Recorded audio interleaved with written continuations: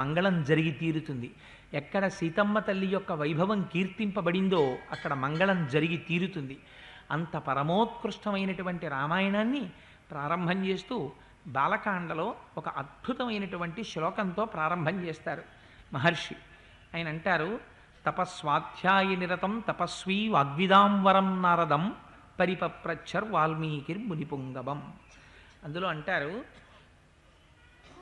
తపస్వాధ్యాయ నిరతం రామాయణం ప్రారంభమవుతోంది. ప్రారంభమవుతూ అందులో అంటారు, ఒకరు వేరొకరిని ప్రశ్న వెయ్యవలసినటువంటి సమయం ఆసన్నమైంది. ఎవరు ఎవరిని ప్రశ్న వెయ్యాలి అంటే, వాల్మీకి మహర్షి నారద మహర్షిని ప్రశ్న వెయ్యాలి.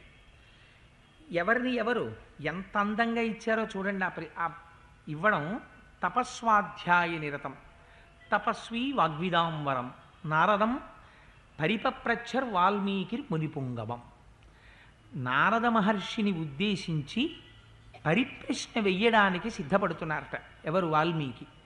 అసలు ఆ వాల్మీకి అనేటటువంటి మాటే చాలా ఆశ్చర్యకరమైనటువంటి పేరు. ఎందుచేత అంటే, మనకి వాల్మీకి మహర్షి గురించి లోకంలో అనేకమైనటువంటి కథలు ఉన్నాయి. అసలు వాల్మీకి అంటే పుట్టలోంచి బయటికి వచ్చిన వారు కాబట్టి, వాల్మీకము నుంచి ఉద్భవించినటువంటి వారు కాబట్టి వారికి వాల్మీకి అని పౌరుషనామం వచ్చింది. అసలు వాల్మీకి మహర్షి యొక్క జీవిత వృత్తాంతం ఏమిటి? అసలు ఈ వాల్మీకి ఎవరు?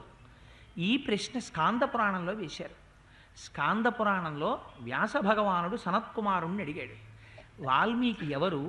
ఆదికావ్యమైనటువంటి రామాయణాన్ని రచించగలిగినటువంటి సమర్థత వాల్మీకి మహర్షికి ఎక్కడి నుంచి వచ్చింది, ఎందువల్ల వచ్చింది, నాకు చెప్పవలసింది అని అడిగితే సనత్కుమారుడు చెప్పాడు ఆ రోజున.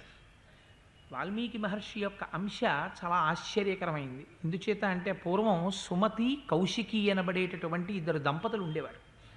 ఆ దంపతులకు అగ్నిశర్మ అనబడేటటువంటి కుమారుడు జన్మించాడు. కానీ ఆ అగ్నిశర్మకి బాల్యంలో తండ్రి గారు వేదాన్ని పఠింపచేస్తే తగినంతగా అబ్బలేదు. సరే, అలాగే తండ్రి గారు కష్టపడి వేదం నేర్పుతున్నారు, ఆ అగ్నిశర్మ ఆ వేదాన్ని నేర్చుకుంటున్నాడు. సాధారణంగా బ్రాహ్మణులు ఆ రోజులలో ఒకరిచ్చేటటువంటి దానము చేత ధర్మము చేత జీవనం చేసేవారు. అది కూడా ఎంతో అవసరం పడితేనే దానం పట్టేవారు, లేకపోతే దానం పట్టేవారు కాదు. అటువంటి స్థితిలో ఆ రాజ్యమంతా